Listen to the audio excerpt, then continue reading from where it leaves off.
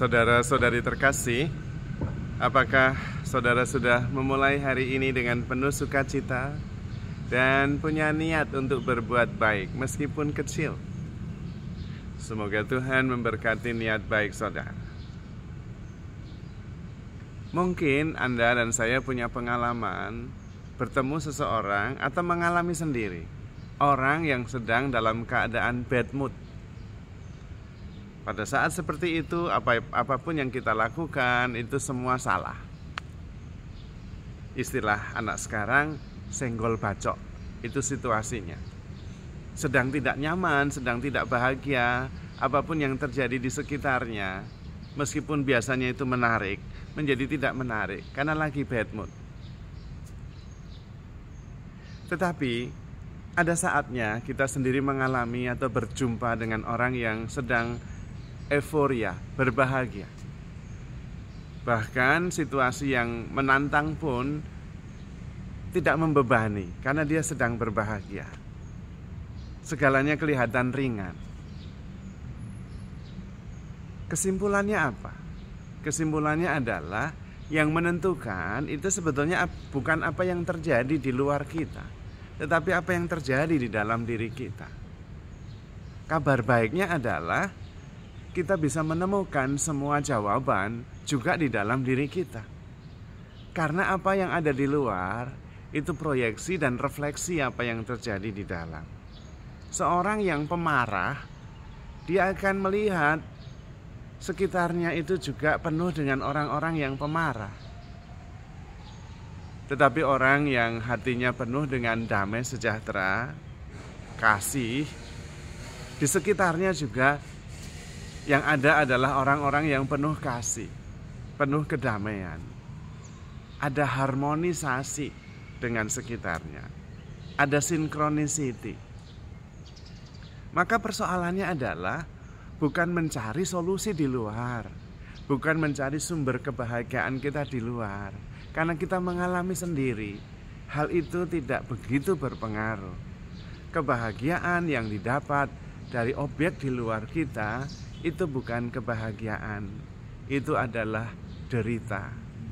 Yang membuat kita kalau toh mendapatkan, membuat kita makin menginginkan yang lebih lagi.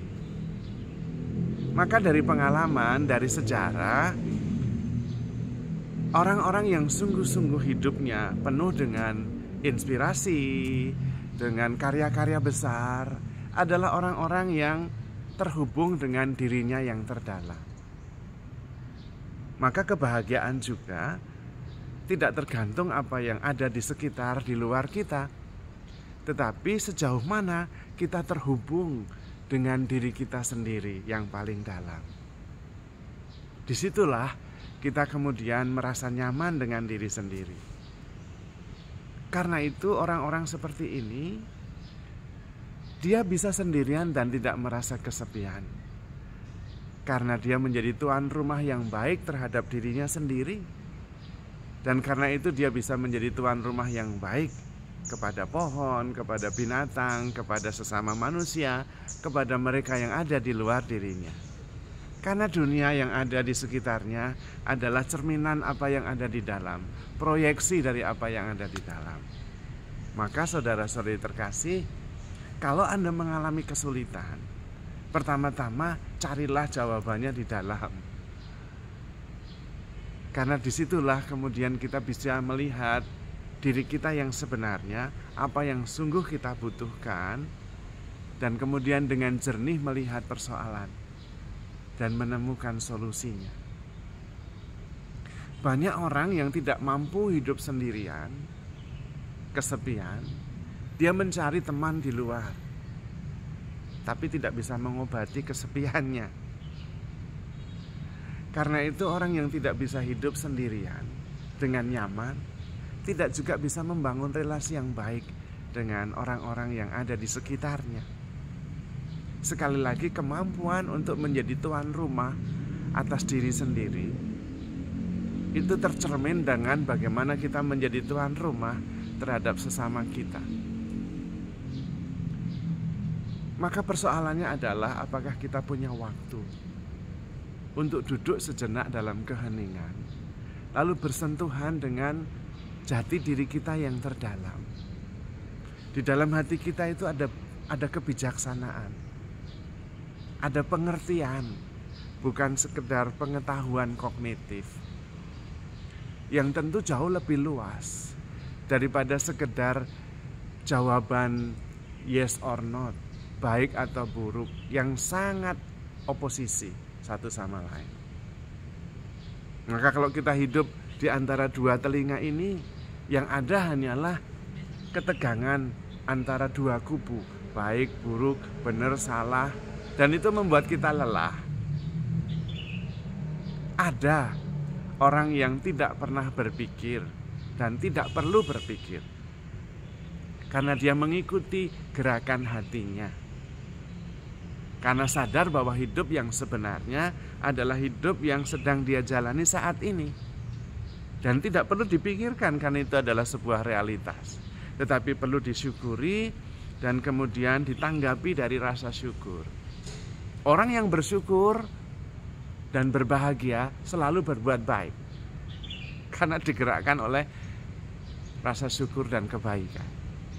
Biasanya orang yang jahat itu orang yang berpikir sampai muyek dan kemudian jatuh kepada ekstrim. Karena pikiran itu ekstrim sekali, hanya baik dan buruk, tidak ada di tengah-tengahnya. Tetapi hati ada kebijaksanaan, ada inner wisdom. Dan ternyata hidup tidak berpikir itu sungguh-sungguh hidup yang sepenuhnya. Seperti seorang anak kecil. Anak kecil itu jarang berpikir, tetapi hidup. Dan dia fokus, menikmati apa yang ada di hadapannya dengan penuh syukur dan dengan sepenuh hatinya. Menemukan seekor kupu-kupu saja dia bisa seharian menikmati keindahannya. Dan tidak bosan-bosan, karena bieng ketemu bieng. Bukan berpikir, oh ini bagus sekali, harganya berapa, lalu menjadi harga, turun kualitasnya.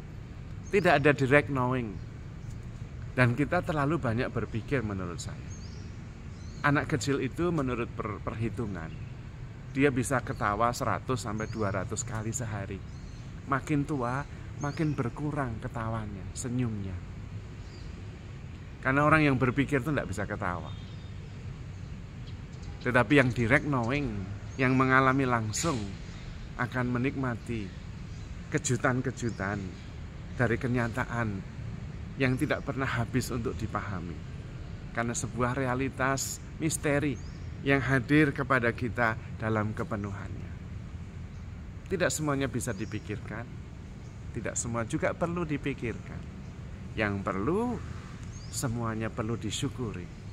Setiap saat, setiap peristiwa, setiap perjumpaan. Maka mari kita selalu bersyukur.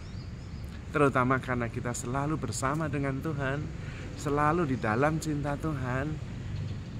Seperti seorang anak yang selalu ada dalam perlindungan orang tuanya. Anak-anak tidak berpikir, karena yang berpikir orang tuanya.